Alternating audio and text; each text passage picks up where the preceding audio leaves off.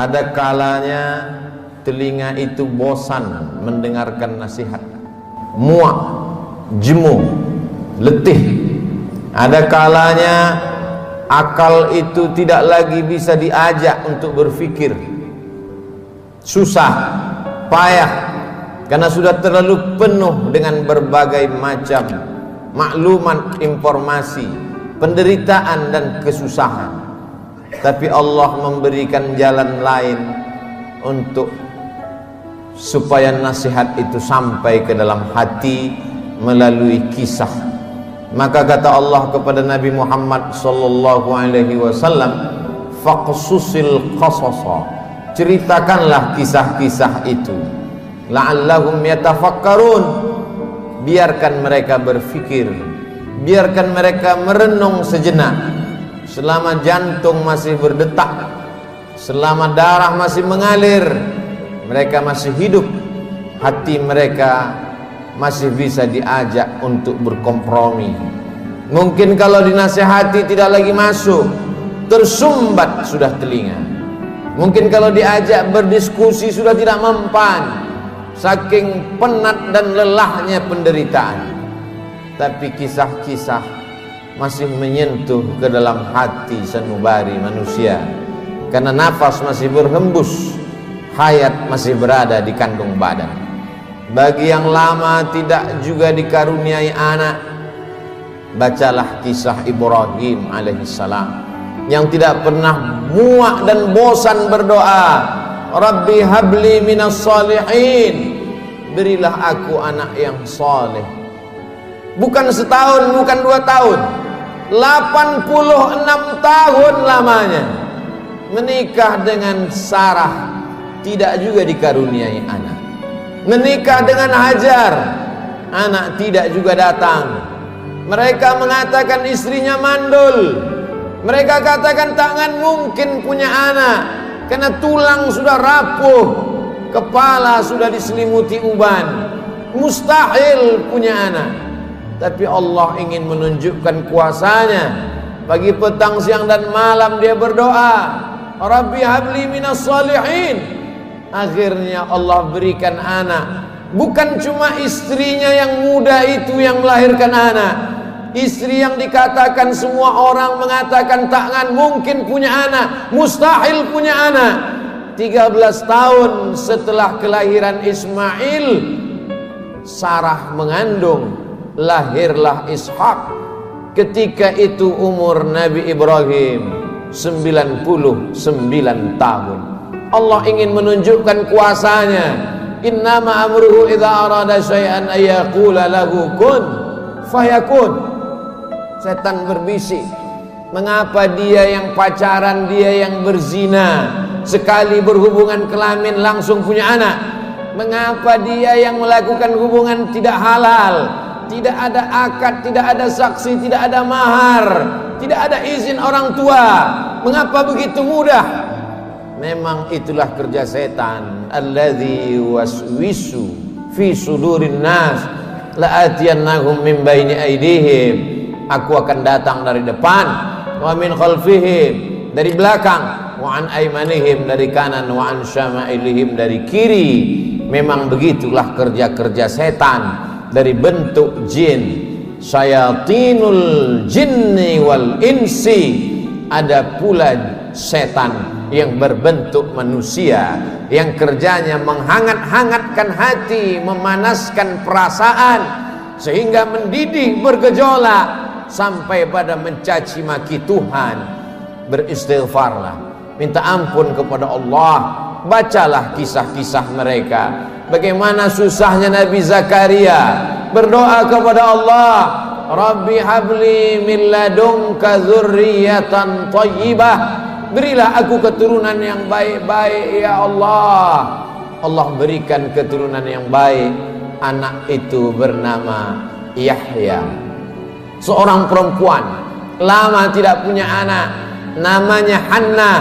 Dia berdoa kepada Allah, Rabbi ya Allah, inni aku nazartu, bernazar, laka ma fi batni muharrara, kalau aku punya anak, kalau aku bisa mengandung, anakku ini akan kujadikan muharrara khalisan li khidmati Baitul Maqdis.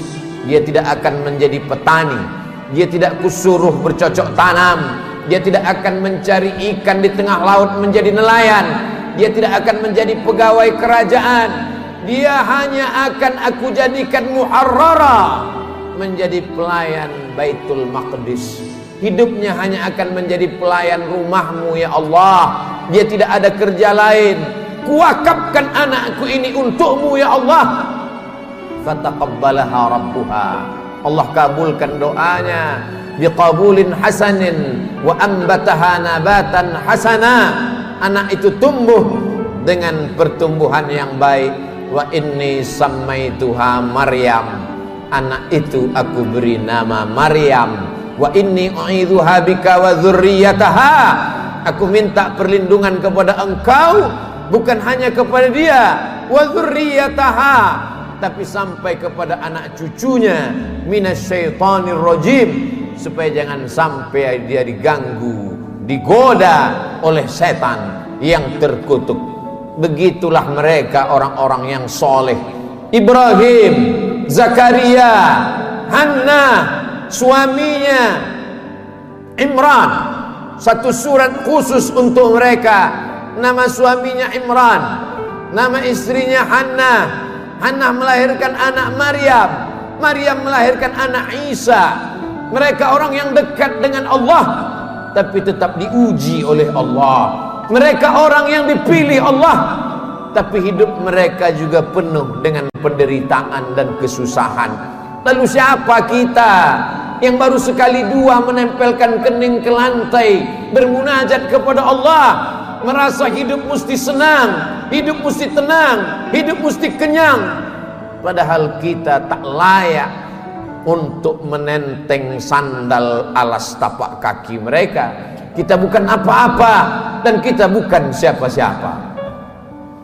Bagi yang hidupnya selama ini berada di istana yang megah dan cantik, penuh dengan emas, berlian, permata, harum, semerbak, tiba-tiba tercampak dan terbuang, bacalah kisah Musa alaihissalam.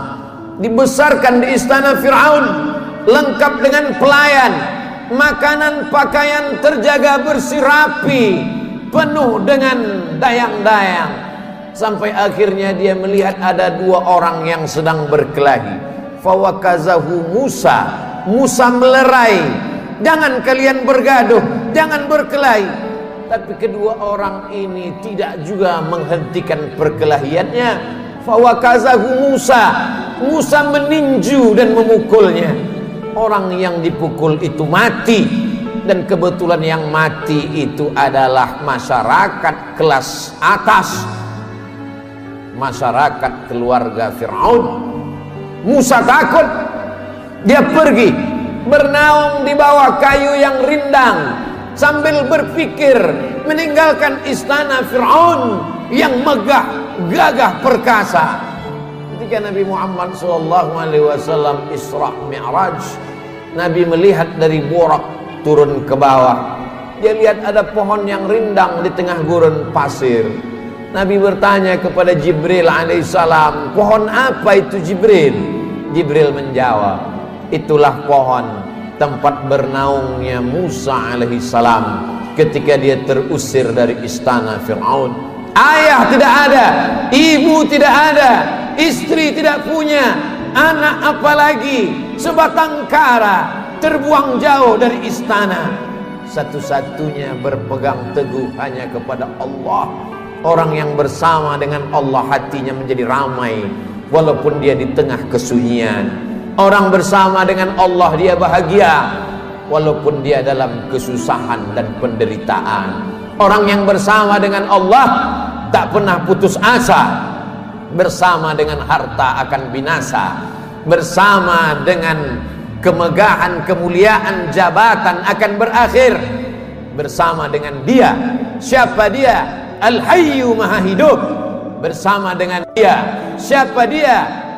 La ta'khudhuhu sinatun wala naum. Dia yang tak mengantuk dan tidak tidur. ternyata itu hanya skenario Allah. Allah ingin melepaskan Musa dari kungkungan harta benda, dari cengkraman kekuasaan Fir'aun terlaknat. Allah ingin mempertemukan Musa dengan guru yang bijaksana.